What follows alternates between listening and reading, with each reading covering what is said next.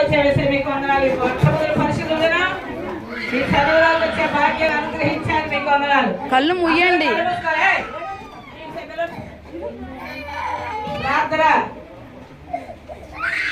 వదిలేసేయండి, వదిలేసేయండి, మీరు వదిలేసేయండి. నాడు చూడొద్దు. కల్మీన్ 5 సంవత్సరాలు కూడా మరి స్మైలక్కని యేసయ్యతో కాపాడారు. కాబట్టి దేవుని మనం స్తుతిద్దాం. స్మైలక్కని కాపాడే యేసయ్య మీకు వందనాలు. మా మధ్యలోకి ఈ వారంలో తీసుకురావడానికి మీకు వందనాలు. మరి ఈ దినం జరగబో గ్రాడ్యుయేషన్ అంతట్లో చిన్న పిల్లల ప్రార్థన యేసయ్య ఆలకిస్తారు.